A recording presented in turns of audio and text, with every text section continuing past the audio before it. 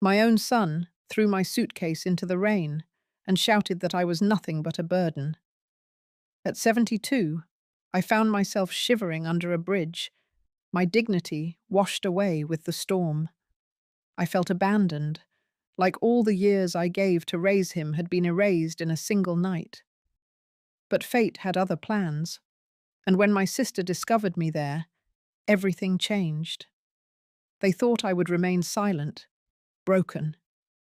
Instead, a storm of truth was waiting, and it would destroy their lies forever.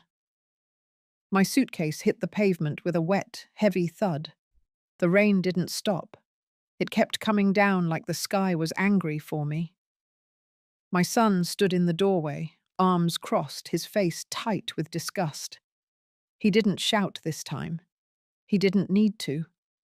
The silence between us said it all. He'd made up his mind. I had no place in his house anymore, or in his life. I didn't beg. I picked up my suitcase, soaked through by the time I reached the sidewalk. My slippers squished with every step as I walked out into the storm. No umbrella, no coat, just a sweater that was warm 2 hours ago. Behind me, the door slammed shut. That sound stayed with me longer than I'd like to admit. I didn't cry that night. Instead, I walked until my legs gave out. I found a low concrete wall under the overpass, just off the main road. It wasn't safe. It wasn't dry, but it was hidden. I pulled my soaked suitcase under me, leaned against the wall, and listened to the sound of tires splashing through puddles. My body hurt, but not as much as my chest. My bones felt like paper, and my heart felt like ash. A few people passed. No one looked twice. To them, I was just another homeless woman in a city full of them. That was the part that scared me most. I didn't feel like me anymore. I felt invisible, discarded. I kept hearing his voice in my head, the way he said the word burden, like I was some chore, like the years I raised him never happened. I remembered the scraped knees I kissed, the meals I skipped so he could eat. And now, in his eyes, I was just weight. The wind cut harder the longer I sat. I pulled the blanket tighter, one I found in my suitcase, thin and damp. My body shook anyway, not just from cold, from shame, from disbelief. Maybe some of you understand that feeling, when the people you gave everything to look at you like you're nothing. That night, I didn't sleep much. I listened to cars, to sirens, to the sound of something inside me breaking apart. Around 3 in the morning, the rain slowed. I was just starting to nod off when I heard footsteps. Not hurried, not heavy, measured. I looked up, and for a second, I thought I was dreaming. Vivian, my little sister. Her hair was soaked, makeup gone, but she looked at me like she hadn't seen me in 20 years. And maybe, in a way, she hadn't. We hadn't spoken much after she moved to Florida.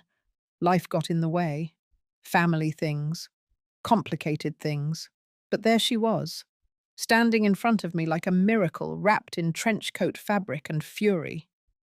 She didn't say anything at first. She just knelt down beside me, brushed the wet hair from my face, and put her hand on mine. And that was it. That was the first real human touch I'd felt in weeks, maybe months.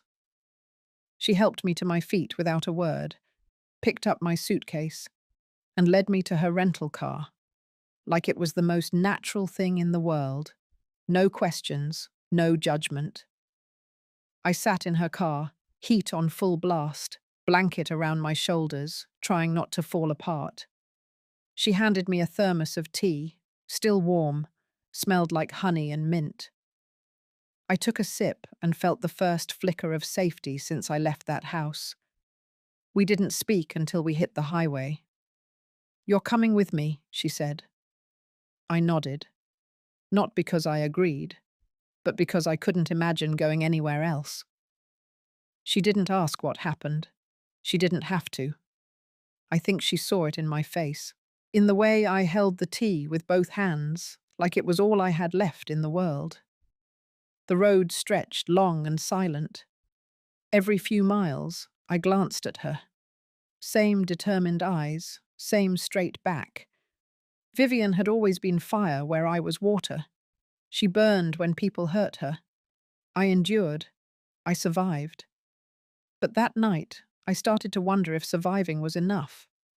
When we reached the motel outside Tallahassee, she handed me a room key and a bag of clean clothes.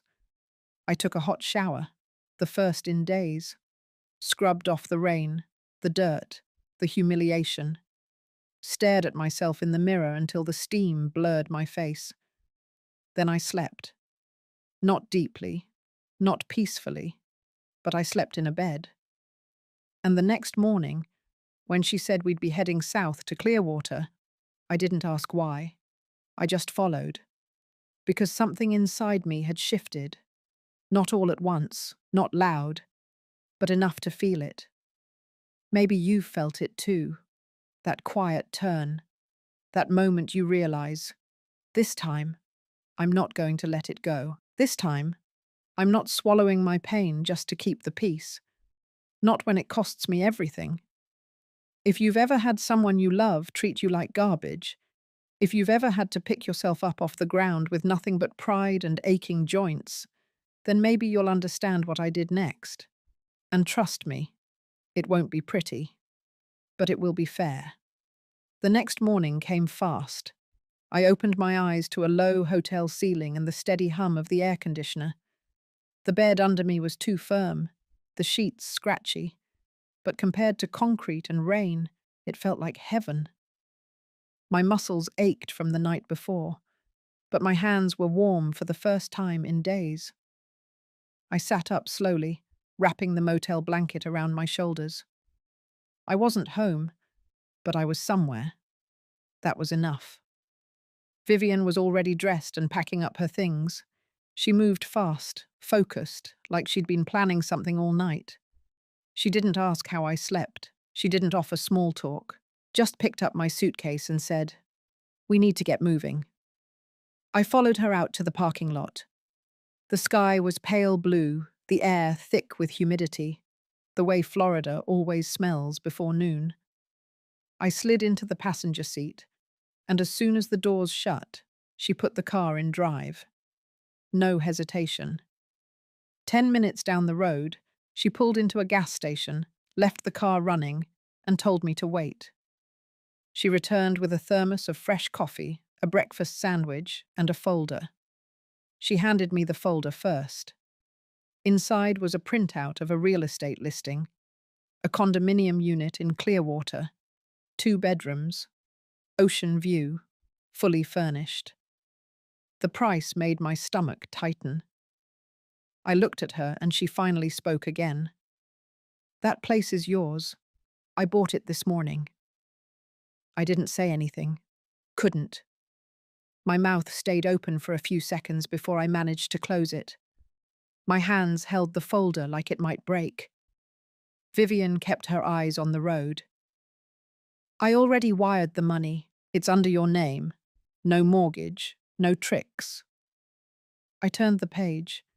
There were photos, a balcony facing the sea, a kitchen with granite counters, a guest room with a writing desk. It looked like the kind of place someone stayed for 2 weeks every summer, not the kind of place someone like me lived in full time. But I kept turning. On the last page was a bank receipt, a deposit into a new savings account. $5 million. I looked up. Vivian didn't flinch. "Your savings, yours alone. I've had it set aside for years. You didn't know because I didn't tell you. Now you do." I sat back, folder in my lap, coffee forgotten. My ears rang like someone had set off fireworks in my chest. I couldn't form a full thought. Not one. The numbers sat on the page, too real to ignore, too surreal to believe. She pulled the car back onto the highway. Neither of us said anything for a while. I watched the landscape pass by. Strip malls, palm trees, cheap diners. Things looked normal, but nothing felt normal. Something had shifted inside me, and I couldn't tell yet if it was gratitude or shame. She turned off onto a quieter road, palm-lined and narrow. After a few blocks, we passed a gated entrance. She typed in a code, and the iron gate slid open slowly. A security guard waved at us, and Vivian nodded back. I kept staring straight ahead. The building was low-rise, cream-coloured, with balconies trimmed in white. Blue-tiled roofing. It looked like a postcard. Vivian parked in a reserved space near the entrance. She grabbed my suitcase from the trunk and carried it inside without waiting. The lobby smelled like lemon and new carpet. A woman at the front desk smiled and handed Vivian a welcome packet. Vivian pointed at me without speaking. The woman looked at me kindly, the way people look at stray dogs they wish they could help. We rode the elevator in silence. On the third floor, Vivian unlocked the door to Unit 3C and pushed it open. It was brighter than I expected. The walls were soft beige, the couch pale grey. Light poured in through the sliding glass doors that led to the balcony. I walked to the railing and looked out. The ocean stretched to the edge of the sky. I could hear it. Steady, heavy, alive. Behind me, Vivian placed the suitcase down, wiped her hands and said, "This is where you live now, and I'm staying in the unit across the hall for a while, so don't get any ideas about disappearing." I turned, hands still on the railing. I wanted to say thank you, but the words didn't feel like enough. Instead, I nodded. Once. Slow. Vivian came closer. "I know what he did. I know what they've done. You don't have to talk about it if you don't want to, but you will not let them take anything else from you. Not ever again." She looked me in the eye. Her tone was sharp, not sentimental. "This place is yours. The money is yours. And I already contacted Grace." That got my attention. Grace Hollander, her lawyer friend from college.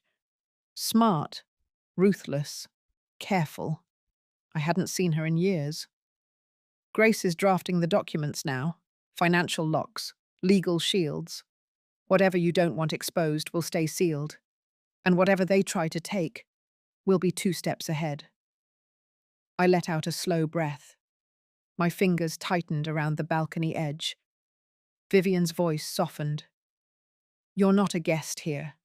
You're not dependent. You're the owner, and I need you to start acting like one." I stood there a long time after she left. The ocean didn't stop moving, neither did the thoughts in my head. Paul thought he had buried me, that I would rot quietly in a corner of some shelter. He thought shame would keep me silent. He had no idea I was about to bury him with the very things he tried to steal. 3 days after I moved in, Vivian hosted a small welcome gathering at the clubhouse on the ground floor. She didn't ask if I wanted one. She just sent me a text with the time and told me to wear something blue. She had already bought me 2 new outfits and hung them in the closet. I chose the one with long sleeves, a light fabric that didn't draw attention, but made me look like myself again. I arrived a few minutes before 6. The room was softly lit, with finger foods arranged on white platters and a view of the ocean behind a row of glass windows. About a dozen people were there, mostly other residents of the building, retired couples, a few widows, one older man who reminded me of my late husband, though thinner and with a sharper chin. I didn't catch most of their names, but I recognized their warmth, the kind that doesn't ask too much too soon. Vivian made sure to keep me close. She introduced me with just enough detail to be polite, never crossing into anything personal. She never mentioned what had happened. Never mentioned Paul. Just told people I'd come to Clearwater for a fresh start, and was now officially part of the community. Her voice had that steady tone she used when setting boundaries. While she mingled, I found myself at the far end of the room near the window, watching the light fade over the water. I was fine not speaking. I didn't want to explain myself to strangers. It was enough to be somewhere safe, surrounded by people who didn't know what I had been through. That changed when one of the building security guards came in through the side door, not for the party, just on patrol. He looked to be in his late 60s, broad shoulders, close-cut grey hair, badge clipped to his polo shirt. He made a slow loop through the lobby, then paused when he saw me standing near the punch bowl. I nodded politely. He walked over. He pointed to the unit number on my name tag. 3C. That's across from Ms. Vivian's, right? I said it was. He smiled. She's sharp. Doesn't miss a detail. You got a good one looking out for you. I agreed. He glanced toward the elevator, then lowered his voice a notch. You might want to keep an eye on the hallway traffic. We had a report of someone hanging around the mailboxes late last night. Didn't match any resident profiles. Just a heads up. That tightened something in my chest. I thanked him and made a note to tell Vivian. She probably already knew. Nothing got past her. A few minutes later, Vivian raised her glass and tapped a spoon against it. The room quieted. She made a short toast. Simple. Just said she was glad I was here and that second chances were worth celebrating. People clapped, someone whistled, and then it went back to normal. But I noticed the moment she ended her speech, her eyes flicked to the door. She had seen it open. I turned and saw them too, Paul and Marissa. He wore a dress shirt he rarely ironed, but this time it was pressed flat. Marissa was in beige and gold, hair curled, heels clicking softly as she stepped into the room. They smiled as if they belonged. My stomach clenched. Vivian walked straight toward them. I didn't hear what she said, but her face made it clear they were not invited. She didn't raise her voice. She didn't cause a scene. But she blocked their path like a wall of glass. Paul looked over her shoulder at me, smiled like none of it had happened, as if the last time he saw me hadn't been in the rain, shouting while I held on to my dignity like a dying flame. I said nothing. My hand gripped the edge of the refreshment table. Vivian motioned to someone, and a staff member stepped in. The conversation was short. Paul and Marissa stood their ground for a few seconds longer, then turned and walked out. Marissa didn't even glance back. The room slowly returned to its rhythm. People noticed the interruption, but no one asked questions. I was grateful for that. Vivian came back to my side, picked up a piece of fruit from the tray, and said, "Told you they'd come." I nodded. She'd warned me earlier that morning. She had seen a comment from one of Marissa's friends online. Something too specific to be accidental. Vivian was already 3 moves ahead. After the gathering ended, she walked me back upstairs. We said goodnight in the hallway, and I slipped into my apartment. Inside, I sat on the edge of the couch and waited. Not for anything specific, just waited. They had come. Not to apologize, not to explain. They came to see what they could still get. But now they knew. I was not where they left me. I was not the woman who had walked out into the storm with her suitcase. I was standing, inside, protected, and no longer alone. Still, I didn't feel safe enough to rest.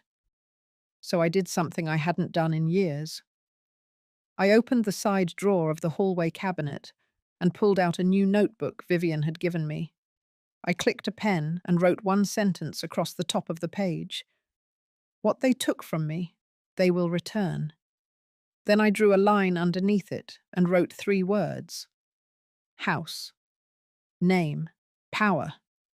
The party had ended, the curtain was up, and they had stepped onto the stage thinking they still controlled the story. But I had the pen now, and I was going to write the rest. Vivian didn't waste time. 2 days after the party, she knocked on my door at 10 sharp with a stack of envelopes in one hand and her tablet in the other.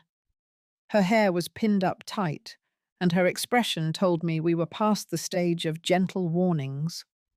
She placed everything on the kitchen counter and opened the top folder. "They're going to try again," she said. "But this time, it's not going to be through charm. It'll be legal." I watched her lay out the pages, one by one. Letters, emails, screenshots, digital dust left behind by Paul and Marissa's recent activity.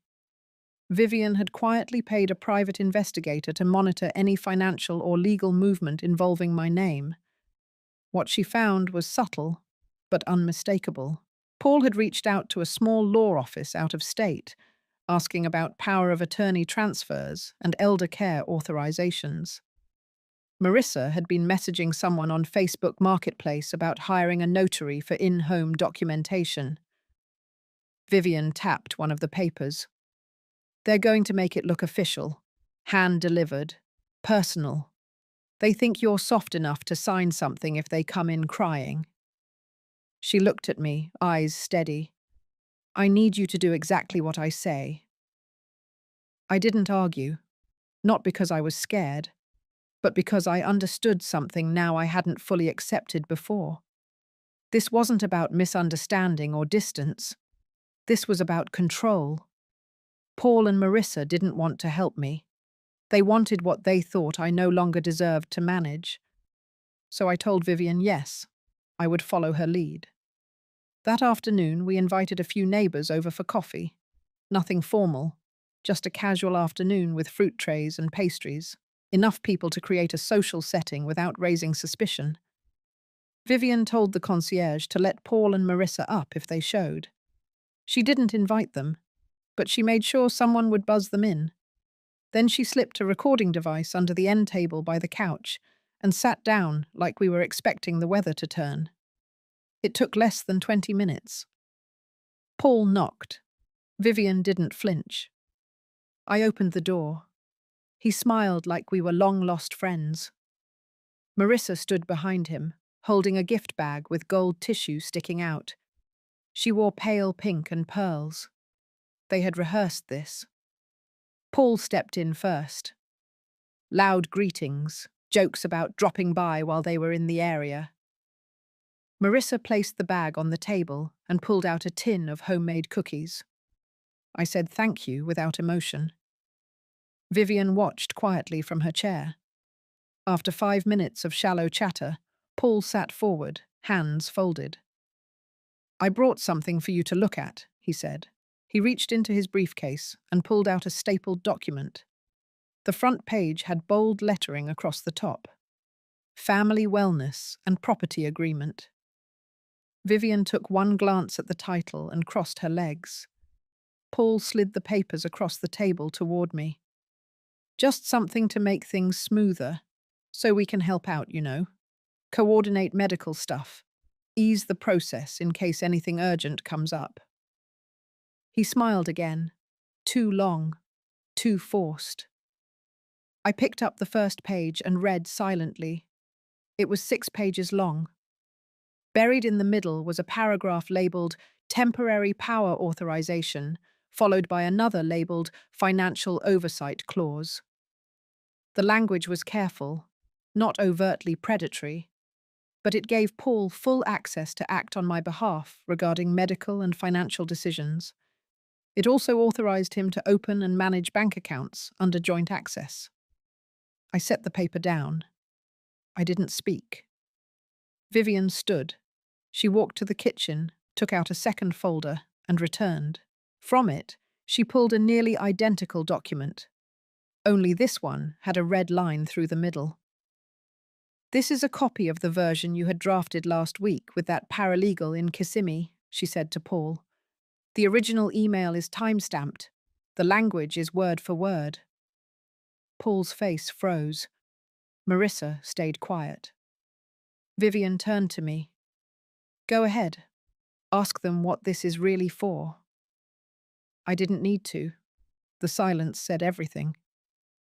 Vivian opened the recording app on her tablet and let it run. Then she raised her voice just enough for the neighbors to hear. I want everyone to know, she said, that this document was designed to strip Helen of her financial rights under the guise of assistance. This is what family manipulation looks like. Paul stood up fast. You don't understand what we're trying to do, he said. Marissa grabbed his arm. Vivian stayed calm. No, I understand exactly. And so does the state of Florida. So will the ethics board. So will the community you're trying to impress with fake tears and cookies. Paul's voice cracked. You're making a scene. Vivian laughed once, sharp. Scene? No. This is clarity. She turned to me and nodded. I walked over to the table, picked up the contract they brought, and tore it down the middle. The room went quiet. The neighbors stopped talking. Paul looked at me with something I hadn't seen in years. Fear. I didn't scream. I didn't curse. I simply held up the torn pages and said, "This is what happens when you mistake quiet for weak." Vivian motioned toward the door. Paul and Marissa walked out, this time without looking back. I sat down slowly, my hands still warm from the paper. Vivian brought me a glass of water. The neighbors murmured, then politely excused themselves. When the room was empty, Vivian spoke low. They'll try something else. I nodded. I knew that too. But what they didn't know was that we were ahead now. And I wasn't just holding the line. I was ready to take everything back, piece by piece, name by name. And this time, they would never see it coming. 3 mornings after I tore their contract in half, I opened my front door and found a white orchid sitting on the welcome mat. No card, no note. Just the plant, delicate and perfect, like a silent apology that didn't have the guts to knock. I stood there for a long time, not picking it up. The air was warm, the hallway quiet. Across from me, Vivian's door opened. She stepped out, holding a cup of coffee in one hand, phone in the other. She saw the orchid and stopped. They're switching tactics, she said, not even blinking. I nodded once and left the plant where it was. I stepped back inside, locked the door, and let the silence hold. That evening, they came again. Not together this time. Paul showed up around 6, wearing a blue polo shirt I remembered buying him for a job interview he never got. His smile was softer than usual. He carried a small paper bag from the Italian restaurant on Main. Said he figured I hadn't had dinner yet. I didn't open the screen door. He stood there for a while. Told me I looked good. Asked if I liked the neighborhood. Told me he and Marissa had been talking. That they felt terrible about how things had escalated. Said he missed me. I said nothing. Eventually, he left the bag on the bench by the wall and walked away. I watched him go, never moving. The next morning, it was Marissa's turn. She showed up just before noon with a grocery bag and a book tucked under her arm. Her tone was lighter, almost casual, like this was just something she always did. She didn't bring up the contract. She didn't mention the party. Just said she wanted to stop by, maybe help with errands, cook something if I was tired. She used to call me by my first name. That day, she called me Mum.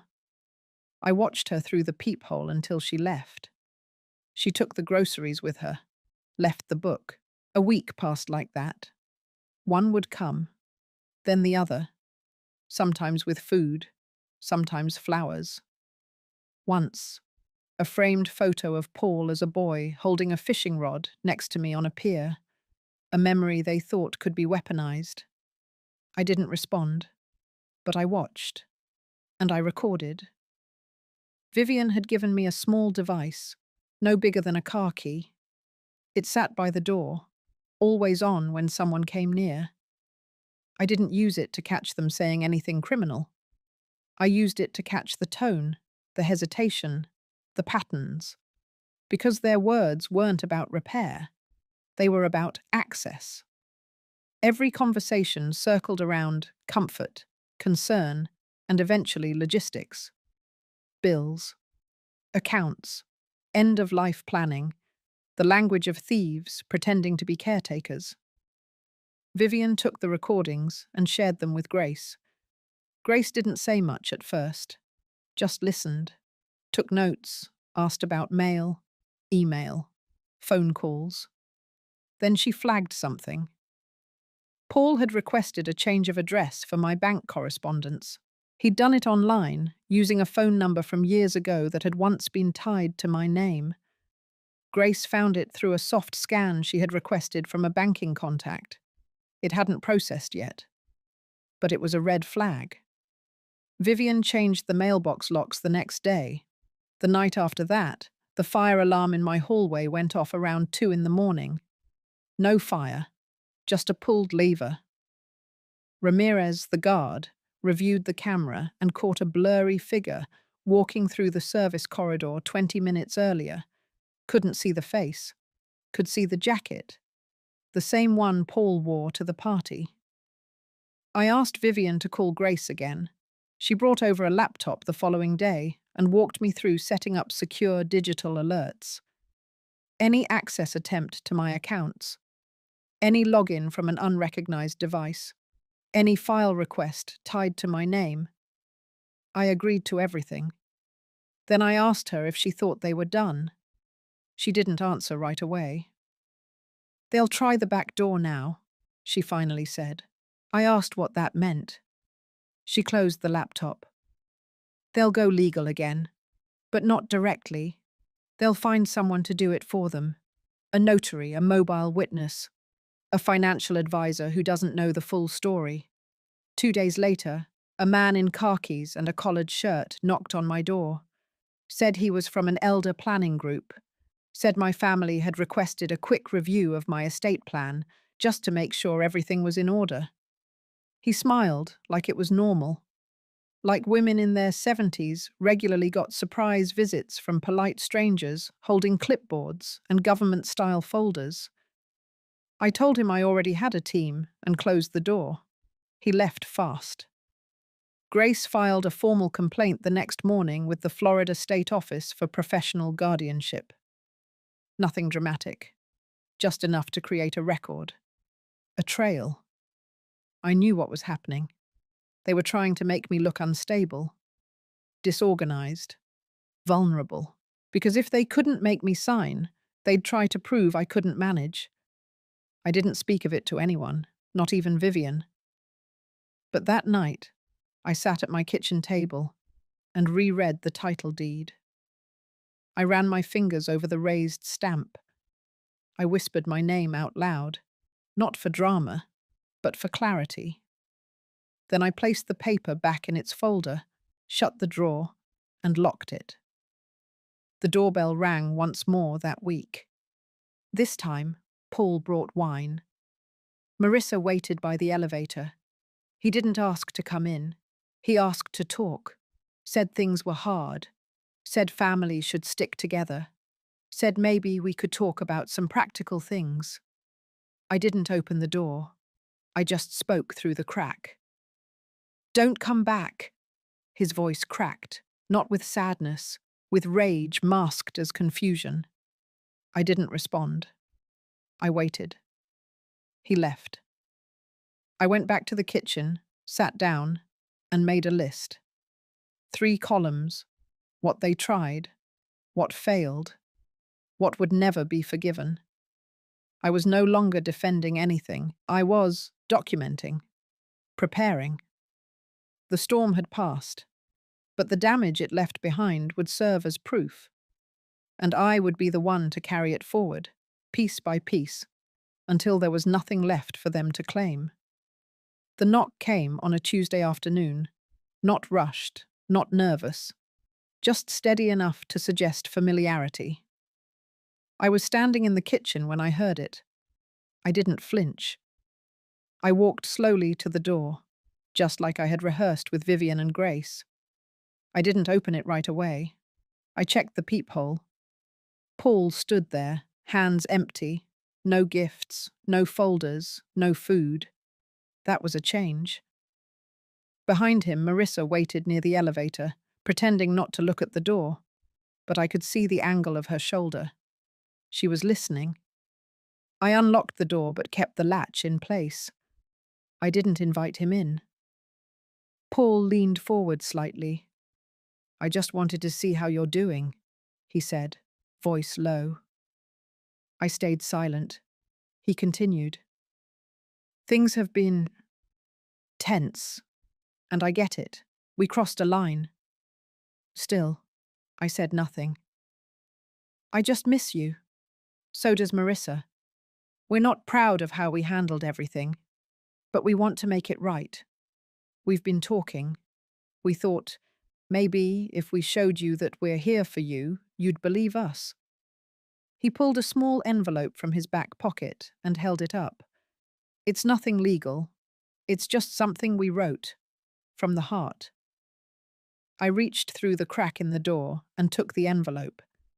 Then I closed the door without a word. Inside, I opened it slowly. 2 pages. Handwritten. The tone was sweet, guilt-laced. Words like forgiveness, regret, rebuilding. Marissa's handwriting was on the 2nd page. She mentioned that she had enrolled in a caregiving class, that she wanted to be more helpful. She said family was the only thing that mattered now. I folded the pages, set them on the table, and pressed the button under the edge of the counter. The small recorder clicked on. It had been sitting there for days, waiting. I walked back to the door and opened it fully this time. Paul turned, a flicker of hope passing across his face. "Come in," I said. He stepped inside. Alone. I didn't greet him. I didn't smile. He sat at the far end of the couch, adjusted his sleeves, looked around the room like it was the first time he'd really seen it. "This place is beautiful," he said. "You really settled in." I nodded once. He glanced toward the hallway. "Marissa's just downstairs. She didn't want to crowd you." I said nothing. Paul leaned forward, elbows on knees. "Look, I know we messed up, and I know you're probably never going to fully trust us again. But we are your family. We're not here to fight. We're here to fix things." He paused, let the words hang. "I know you've got things in place now. People helping, lawyers, whatever Vivian lined up. But that doesn't mean you don't need us. You're still our mum. We still want to help." He looked at me, eyes searching. "I don't want your money. I just want peace." I stood near the edge of the living room, watching him, letting the recorder capture every word. He kept going. "I know you've got accounts set up, savings, property, all of that. And that's great. That means you're safe. It doesn't mean we can't be involved. You shouldn't have to manage everything alone." Then he shifted tone. "I mean, what if something happens? A fall? A health scare? Don't you think it makes sense to have someone on file? Someone who can make a decision if you can't?" I turned slightly toward the kitchen. Let him keep speaking. "I've got paperwork. It's basic. Just lets us be listed as emergency contacts. Nothing binding, nothing financial. Just access to records. So we can help. That's all." He reached into his jacket pocket and pulled out a thin folder. This was the real reason he came. I didn't move. He placed the folder on the coffee table. Sat back like he had just offered something noble.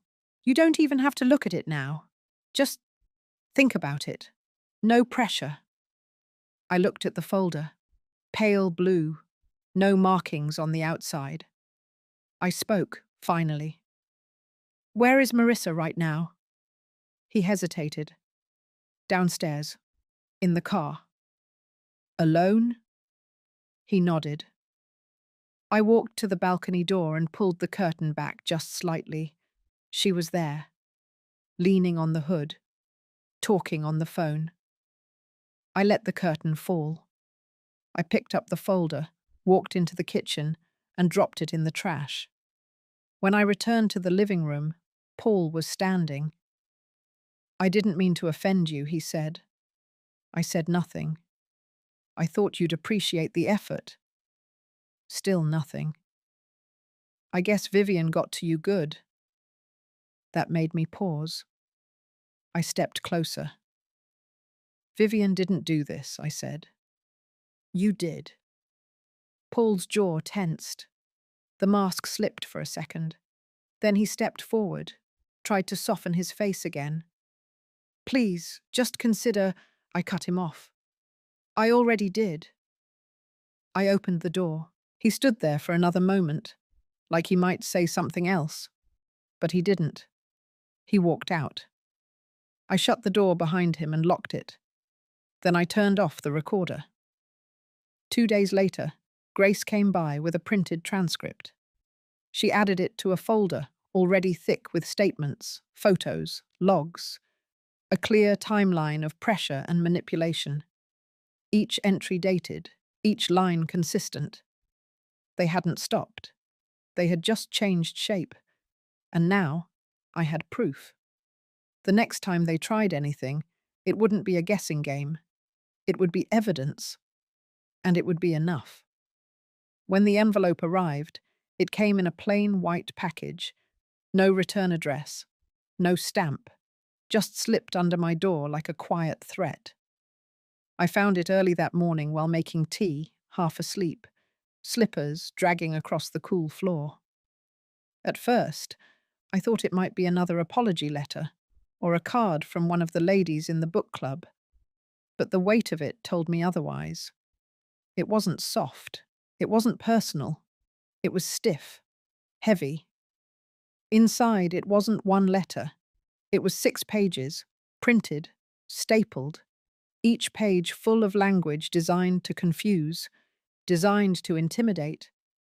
They had hired a lawyer, or at least, they wanted me to think they had.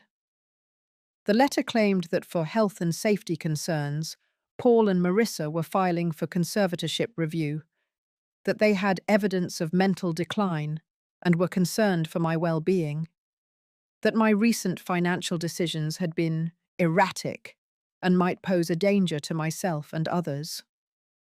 I sat down slowly, rereading that line 3 times. It said my decisions were erratic. Me. The woman who ran an emergency clinic budget for over a decade. The one who handled invoices and vendor disputes while my husband worked nights. The one who stretched 2 retirements through a market crash. And they were calling me unstable. I didn't cry. I laughed. Then I picked up the phone and called Vivian. By noon, Grace was at my door with a copy of the same letter, forwarded from Vivian's office. They had tried sending it there too, likely assuming she would panic or push me to fold. They didn't understand who Vivian was. Grace placed her laptop on the counter and opened a document titled Protective Response Package. It had already been in motion. Grace was just plugging in the final pieces. Transcripts, photos, the audio recording from Paul's visit, copies of the checks they had sent me weeks ago with little notes in the memo lines that said things like, just in case you need help deciding. Grace read through the letter with a practiced calm, pointing out phrases clearly lifted from online legal templates. A few of the claims didn't even align with real California law. There were missing details, misused terminology. They want to scare you, Grace said. This isn't about your health. It's about control. I nodded. We didn't need to file anything yet. But Grace contacted a friend at the probate court office to log the materials. If anything did surface, we would be ready. By the end of the day, Vivian had sent a formal response, worded like a velvet blade, warm but firm. The kind of letter that didn't just push back, It warned. And then I did something I hadn't planned on. I called my doctor, not because I was worried, but because I wanted records. I booked a full cognitive exam and wellness panel, scheduled the test that same week. I passed every one of them. Blood pressure steady, reflexes tight, memory sharp, processing speed still faster than most people half my age. 2 days later, the results were in a folder in Grace's hands. I asked her to make 3 copies. I sent one to Paul. No note, just the report. A week passed, then 2. No calls, no visits, no letters under the door. I thought for a second maybe they had backed down, but that was the mistake, because while I was savouring the silence, they were busy somewhere else. Vivian got the alert first. She had set up tracking through the property registrar's office. Any time a lien, inquiry, or dispute was filed with my name or address, she would be notified. That's how we found out they had submitted a request to the bank that held my savings account. They were trying to list themselves as co-beneficiaries. It wasn't a legal move. It was a phishing attempt. Marissa had called, posing as me, claimed to have forgotten her online access, and asked to update beneficiaries by phone. The clerk flagged it immediately. My age and voice notes didn't match. The bank froze the request and logged it. But still, they tried. They didn't even care how desperate they looked anymore. I stared at the bank report for a long time that night. Not angry, just quiet. This wasn't about money anymore. It was about erasing me. They wanted my freedom, my dignity, my name on paper, in ink beside theirs, proof that they had power, that I needed them. Vivian and Grace arranged for the accounts to be legally sealed with third-party oversight. No new names, no beneficiaries. Everything would move to a foundation if anything happened to me. One I had already set up. Quietly. Months ago. It wasn't about revenge. It was about making sure no one could ever trap me again. Later that week, Grace handed me another envelope. Thicker than the last. Inside were 2 signed affidavits from my previous landlord and neighbour. Witnesses to the nights Paul and Marissa left me outside, refused to open their door, told the kids I was being dramatic. There was also a notarized statement from the community nurse, one who had seen my bruises when I fell. She confirmed no one from my family came to pick me up from urgent care. They wanted to build a case against me. I was already building a wall around myself. Brick by brick, paper by paper, truth by truth. And every page was sharper than the last. There was a line in Grace's summary that stuck with me. Attackers with shallow motives underestimate the power of long memory. She was right. I remembered everything. And now, so would the court. So would the law. And soon, so would they. The invitation came from Paul. A simple text, short and polite. He asked if I'd be willing to come over for dinner at their place next Sunday. Said the kids missed me. Said they'd like to start fresh. He ended the message with a hopeful line about family and forgiveness. I stared at it for a while, letting the words settle. I knew what this was. I had seen it coming. Vivian had seen it. Grace had predicted it almost to the week. They had tried the legal pressure. That had failed. The false conservatorship attempt didn't land. The beneficiary trick was exposed.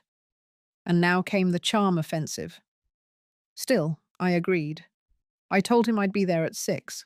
On Sunday, I wore a soft navy dress, the one with the high collar and long sleeves. I pinned back my hair and wore my gold watch, the one Charles gave me on our 25th anniversary. I carried nothing but a slim envelope in my handbag and my calmest expression. The house hadn't changed.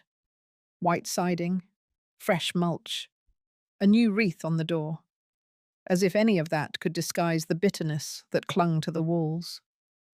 Marissa greeted me with a smile stretched too wide. Her eyes flicked over my outfit, trying to read it like a signal. She stepped aside, letting me in with a hand on my back, firm and controlling. The dining table was set for 7. Paul sat at the head. The kids were dressed up, their shirts too stiff for a Sunday. Their eyes darted between me and their parents. We sat. We ate. The food was good, a little too perfect. They talked about the children's grades, about how Paul had been considering a job change. Marissa complimented the dish she had made, twice, with the kind of tone that needed approval. I nodded politely, responded when asked. I didn't bring up anything from the past few months. And they didn't either. Not directly. But about halfway through dessert, Paul leaned back in his chair and let out a sigh. "I've been thinking a lot lately," he said, "about how things got complicated. And I know we all made mistakes, but I hate the distance between us." Marissa reached for his hand. "And with the kids getting older," she added, "we just don't want any regrets. We want them to know what real family looks like." It was my turn to nod. "I appreciate that," I said. "I really do." They smiled, and then Paul said it. "I was wondering, Mum, if we could talk sometime about how we move forward. Maybe review some of the decisions that were made when things were tense, especially regarding estate matters." There it was, the soft glove pulled off, the hand beneath it, reaching. I let the pause settle, just long enough. Then I reached into my bag and pulled out the envelope. "Of course," I said, "but I think it's best we're all clear." So I had something drawn up. I slid the envelope across the table. Marissa's fingers twitched before she caught herself. Paul picked it up and opened it. Inside was a notarized addendum. It outlined the permanent establishment of the Ruth Ellery Foundation, the non-profit I had formed. It confirmed that the house I now lived in, the bank accounts, the trust fund, everything, was legally and irrevocably tied to the foundation. It listed the beneficiaries, a scholarship program for single mothers over 60, a care fund for elderly abuse victims, and a community medical outreach named after Charles. Paul's face stiffened. Marissa's smile cracked at the edges. "You see," I said gently, "I've thought about this too. A lot. And I realized I don't want to spend the rest of my life worried about who deserves what, or who thinks they earned a slice of something they never built." Paul swallowed hard. I could see the heat behind his eyes. He was holding it back, trying to stay in control. "I'm not cutting you off," I added, "but I am choosing peace and clarity and protection." No one said anything. The kids were frozen, confused, too young to understand the undercurrent, but old enough to feel the tension settle thick in the air. I stood up slowly. "Dinner was lovely. Thank you." Marissa started to speak, but the words stumbled. She tried to smile again, but gave up halfway. At the door, Paul followed me. "Is this it?" he said, voice low. I didn't stop walking. "Mum," he said again, a little louder, a little sharper. "We were trying to make things right." I turned back, finally. "No," I said. "You were trying to regain access." He flinched. "But what you lost was trust, and I don't hand that out like pie at Thanksgiving." I left. Back in my car, I exhaled. It was done. No screaming, no courtroom, just the truth, documented, signed, sealed, and delivered. They had underestimated me, not just as a mother or a widow or an old woman. They had underestimated my memory, my resolve, my ability to plan. And now, for the first time in years, I slept that night without locking the door twice. because they couldn't reach me anymore. Not in law, not in lies, not in legacy. 3 days after that dinner, I woke up to the sound of gravel crunching outside my window. I moved the curtain just slightly, not enough to be seen. Paul's truck sat in the driveway.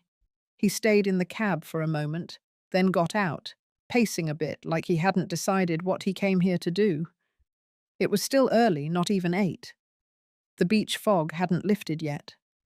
The dew sat on the window like a veil between me and whatever this was. I didn't open the door. He knocked once, then twice more, softer. Then he left. 10 minutes later, a call came in. Unknown number. I let it go to voicemail. The message was short. His voice, calm but strained. He said he respected my choice, that they would give me space, that they understood now where I stood. It almost felt civil. Almost. But by afternoon, I knew something had shifted. Vivian called me, voice tight. She had just gotten off a call from someone she knew at the clerk's office. Apparently, a new motion had been filed. Paul and Marissa were attempting to contest my mental fitness again, this time under a different clause. They were trying to use my foundation as proof that I was being manipulated, financially exploited, that I couldn't possibly be acting with full mental clarity. I didn't flinch. Vivian asked if I wanted her to respond. I told her no. Not yet. Because sometimes you wait. You let people bury themselves deeper. You let the rope stretch long enough to make the fall final. The next morning, I drove into town. Not to see a lawyer, not to respond legally. I went to the bakery. Inside, the owner, Jackie, gave me a long look and then smiled. She was older than me by 5 years, walked with a cane, ran the place with her granddaughter. We had talked a few times before about the community grant I had set up. I sat down with her, told her I had a proposition.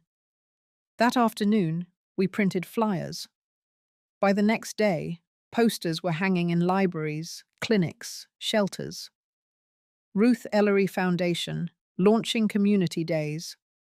Free workshops, meals, consultations for older women looking to re-enter the workforce, escape isolation, protect their estates. The event was held at the town hall, just 2 blocks from Paul's insurance office. 200 people showed up. By the end of the week, the foundation was in the local paper, then in a regional one, then in a national blog for elder rights. I stayed quiet through it all. I didn't need to speak. Visibility was its own defense. On Friday, Grace dropped by. She had heard that Paul and Marissa were meeting with a second attorney, someone aggressive, someone loud. She warned me they weren't backing down. I smiled. I thanked her. And then I handed her a set of documents. They weren't for me. They were for the board of the foundation. People we had carefully chosen, none of them family, all of them strong. I had signed over the house, the remaining accounts, and even my name rights to the foundation's protection clause, meaning no matter what accusation came my way, nothing could be liquidated or touched without full board approval. Grace's eyes widened as she read it. "You're sealing every door." I nodded. "Let them try," I said. "They're only proving my point." On Sunday, my doorbell rang again. This time it was Olivia. She was holding flowers, cheap ones, the kind you buy at a gas station in a hurry. Her eyes were soft, apologetic, but I'd learned to see through softness. It could be a weapon, just like rage. She stepped into the living room when I didn't stop her. "I didn't know they were filing again," she said. "I swear." I waited. "I just want us to go back," she added, "before everything got complicated." She sat, looked around the room like she was trying to memorize it. Then came the next line. "If there's anything we need to sign to show support, Anything to put this behind us. We'll do it. And there it was. She hadn't come for reconciliation. She came to test the temperature. I stood. She didn't move. I know what you're doing, I said calmly. And I want you to remember something. This house, this peace, this life, I built it without you. I survived everything you and Paul threw at me, and I did it in silence. Her face dropped. I stayed quiet out of respect. But don't mistake quiet for weak. She stood too now, her voice cracked. Paul's falling apart. He's not eating. He's losing clients. He's blaming me. I'm scared. I looked at her for a long moment. Then I said, not cruelly, just finally, that's not my burden anymore. She left. That night, I slept with the window open. I listened to the ocean like I used to with Charles, and for the first time since all of it began, I didn't feel like I was bracing for a blow. I felt done, not defeated, complete. Because there is a moment, after the storm, when silence returns, and it isn't empty, it's earned. By Monday morning, I could sense a shift in the air. It was subtle at first, just the way the neighborhood seemed quieter, as if holding its breath. Something was coming, and I knew it wouldn't be gentle. Vivian called just past noon. Her voice was calm but direct. The court date's been set, she said. They pushed it fast. They're confident. But they made a mistake, Ruth.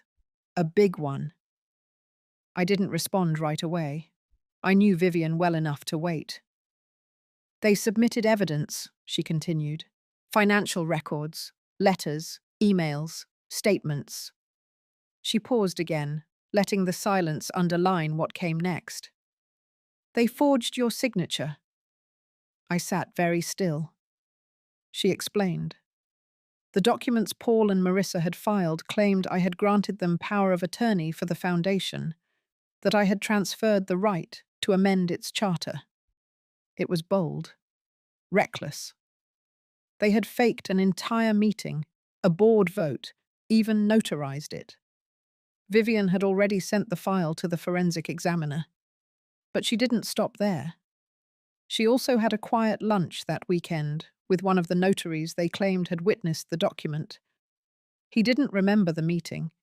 He didn't remember me, because it never happened.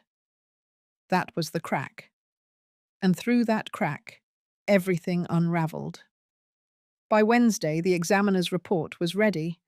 Not only were the signatures inconsistent, but the timestamp metadata on the PDF files revealed they had been backdated. Sloppily. One document was supposedly signed at a cafe in San Luis Obispo, a place that had been permanently closed for renovations at the time. Another referenced a foundation member who had stepped down 3 months earlier. They hadn't just lied, they had been lazy. That's when Vivian made her move. She filed a motion for fraud and perjury. She submitted the report, the witness statement from the notary, and a statement from the board chair of the foundation.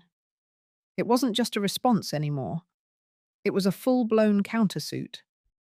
But it didn't end there. A day later, the county legal office reached out. Turns out, attempting to defraud a registered non-profit isn't just a civil matter. It can be criminal. And because the foundation dealt with elder welfare, there was a second layer of protection. An automatic review had been triggered the moment Vivian filed her countersuit. The district attorney's office wanted to talk. Meanwhile, I stayed quiet. I watered my plants. I baked cornbread. I walked the beach every morning before the sun was up. But inside, I felt a shift. Not anger anymore. Not even justice. Just clarity. They had drawn the line, crossed it, painted it red. And now the town would see. The hearing was scheduled for Thursday morning. I arrived early, sat in the second row with Vivian beside me. The courtroom was modest, nothing like on TV, just cold air and wooden benches and the low murmur of anticipation. Paul sat 3 rows ahead with Marissa. Neither looked back. The judge was swift. He reviewed the evidence, allowed brief statements. Vivian, ever composed, laid everything out. Clean, factual, undeniable. She didn't even need to raise her voice. The forensics, the witness, the timelines, all of it. When it was Paul's turn, his lawyer fumbled, tried to claim I had authorized it verbally, that I had memory issues, that I had misunderstood. Vivian simply raised the clinic reports, showing I had passed a full cognitive evaluation just a month earlier. The same report they themselves had submitted in a previous filing to argue I had capacity to make decisions they disagreed with. They had contradicted themselves. In writing. Twice. The judge called for a recess. Outside, I stood by the courthouse steps while Vivian spoke with the DA's representative. The sun was harsh, but I welcomed it. Let it warm the top of my head.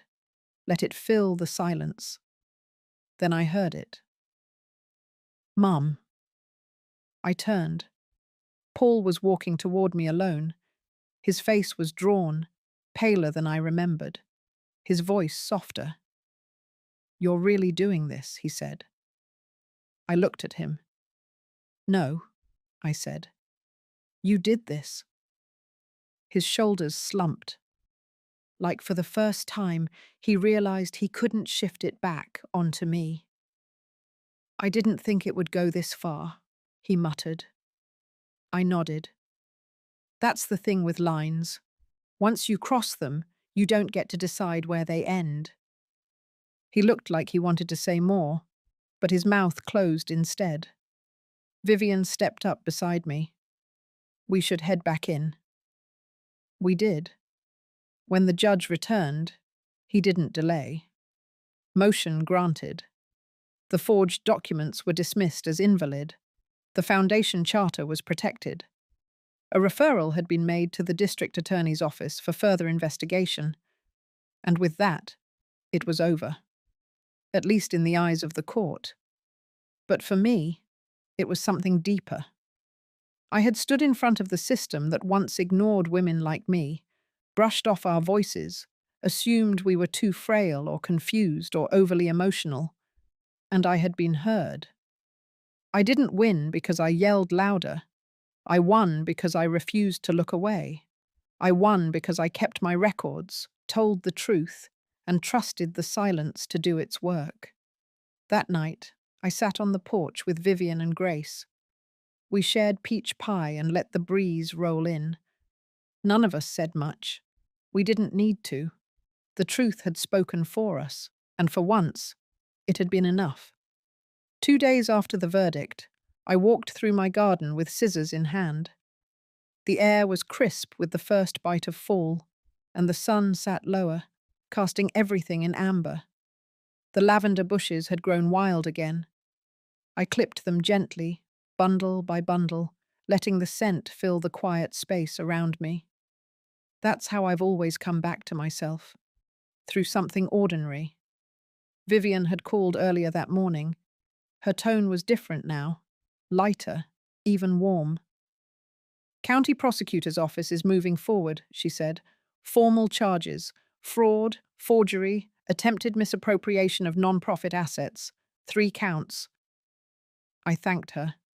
But inside there was no burst of joy, no triumphant fist in the air, only the calm weight of inevitability. This was never about revenge. It was about the truth, being seen, being heard, and standing my ground when every part of me had been dismissed. Paul hadn't called since the hearing. Not a message, not a letter, not a single sign of regret. I imagined him sitting in his house, blinds drawn, phone in hand, trying to craft a sentence that wouldn't make him look small. But there were none. The silence said enough. Marissa had been spotted leaving town. Grace saw her packing up boxes from the back of her Range Rover behind the old bakery. No goodbye. no public apology, just a quiet retreat. That was how it always was with people like her. They vanished when the mirrors turned toward them. Later that afternoon, Grace dropped by. She brought over a box of old photos she had rescued from the storage unit I had once shared with Paul. I hadn't asked her to. She just did it. We sat at the kitchen table, sifting through memories. My wedding day, Paul as a toddler, clinging to my leg with that stubborn pout. Christmas in Colorado when the power went out and we lit the whole cabin with candles. I looked at those images, not with bitterness, but with distance, like artifacts of someone else's life, a version of me that had believed love, effort, and loyalty could bend anyone into goodness. Grace found a photo I hadn't seen in years. It was from my 50th birthday, taken on the deck of our old lake house. My husband stood beside me, his arm around my shoulder. Paul stood behind him, beaming. We had just finished a round of grilled salmon. I remembered thinking, in that exact moment, how lucky I was. I pressed the photo flat against the table and stared at it. Not in sorrow, but in reflection. That woman, that version of me, had no idea how quickly that warmth would turn, how thin the line between affection and entitlement could be. But she wasn't wrong to hope. She wasn't wrong to love. She was just unprepared. By nightfall, I had made a decision. The community center called the next morning, confirming space for the event.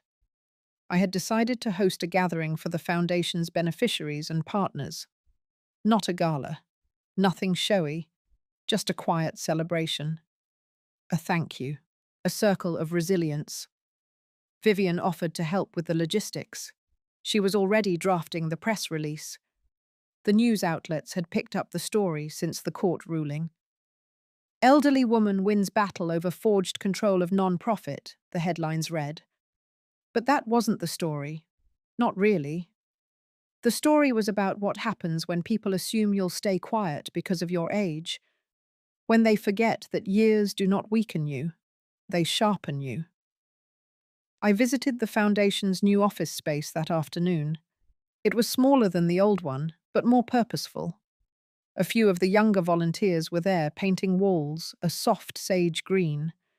A woman named Liana had just moved from Oregon to work full-time on our rural support program. She hugged me tight when I walked in. "You saved this place," she said. I smiled, but inside I knew the truth. No, I had simply refused to let it be stolen. Back home, I sat by the window and wrote a letter. Not to Paul, not to the court, but to myself. A letter that began with, "I did not break," and ended with, "and I will not disappear." Because that is what this entire ordeal had tried to do, to erase me, to write over me with legal tricks and whispered doubts. But I stayed. I stood. I let the fire rise, and I did not run from it. The next day, my neighbor stopped me at the postbox. "Ruth," he said, "my wife and I read the article. What you did, that was something." I thanked him and moved on, not because I wasn't touched, but because I had spent enough time letting other people's opinions define my worth. Now I walked at my own pace. That evening, the sky opened with rain, steady, not violent. I made tea and wrapped myself in a quilt stitched decades ago, and I felt something I hadn't in months. Stillness. It wasn't peace, not quite, but it was the beginning of it. I thought of all the women I had met at the center, the single mothers, the grandmothers raising grandkids, the widows starting over at 70. We were not fragile. We were not relics. We were survivors with memories long enough to outlast betrayal. And I was one of them. Not broken, not bitter, just awake. 3 weeks after the verdict, I stood on the small stage at the new community center, holding a microphone with hands that no longer shook. In front of me were nearly 100 faces. Some I knew well. Some I had helped through hard winters, or long divorces, or lonely birthdays. Some I had never met, but they were there because the foundation had reached them in one way or another. That was enough. The room wasn't fancy. Folding chairs, coffee urns on plastic tables, a few old ceiling fans humming above. But the walls were freshly painted and lined with photos from our programs: women learning trades, elder care volunteers hugging patients, children laughing beside packed donation boxes. I didn't prepare a speech. I didn't want to perform. I just told the truth. This organization was never about money, I said slowly, pausing to steady my breath. It was about not being erased, about proving that the second half of your life can be just as powerful as the first, maybe even more. They clapped, but I didn't let the moment linger. I handed the mic to Liana and stepped off the stage. She was the future now. Her voice, her leadership, her energy. I had built the bones. They would carry the rest. After the event, people stayed. Some cried. Some hugged me.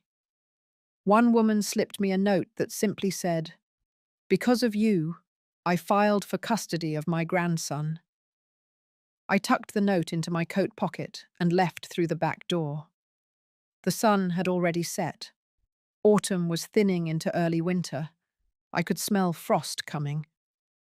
When I got home, the porch light was on. Grace had left a casserole dish by the door with a napkin taped on top. "Rest. You earned it."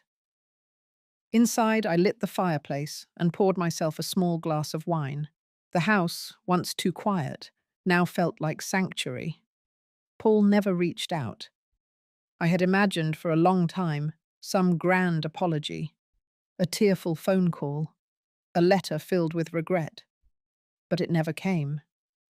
Instead, I received a package from his lawyer. Inside was a signed settlement form releasing any remaining claims to the foundation or the properties still in my name. No note, no explanation. He had chosen silence over redemption. I accepted it, not because I forgave him, but because I no longer needed anything from him. His chapter in my life had closed long ago. He just hadn't noticed until the door locked behind him. The next morning, I donated the last of his childhood keepsakes to the local shelter thrift shop. Not out of anger, just clarity. Some things don't need to be stored. They need to be let go. Over the following days, I began walking every morning, 3 miles at sunrise, sometimes alone, sometimes with neighbors who joined me quietly. We never talked about what happened. We didn't need to. They had watched it unfold in the papers, on television, across whispers in grocery aisles. But walking with them was a kind of unspoken respect, and that was more valuable than any apology. One morning on the trail behind the orchard, I spotted a young woman sitting on a bench with her child. She looked tired, like the world had sat on her chest for too long. As I passed by, she stopped me. "You're Ruth, right? The woman who fought back?" I smiled gently. "I'm Ruth, but I didn't fight. I just refused to vanish." Her eyes welled up. "Thank you," she whispered. That was it. No more words. That afternoon, I planted 3 new apple trees at the edge of my yard. I don't know if I'll live to see them bear fruit. But planting something you may never harvest is an act of belief, not in yourself, but in the world after you. Grace visited again that weekend. We drank tea, laughed about the news segment that had mispronounced her name, and talked about hosting a writing workshop for retired women next spring. Stories, she said, were the last thing they couldn't steal. When she left, I stood at the window and watched the wind move through the trees, the kind of wind that doesn't knock things down, but reminds you they can stand. I did not vanish. I rebuilt. I redefined, and I stayed whole. If you've ever felt dismissed, erased, or underestimated just because of your age, your silence, or your kindness, know this. You still have the power to draw the line, to reclaim your space, to plant something new. If my story spoke to a part of your heart today, share this with someone who needs to hear it too. Or just take a breath and remind yourself, you are not done. You are not invisible. You are still writing your story. And maybe it's just getting good.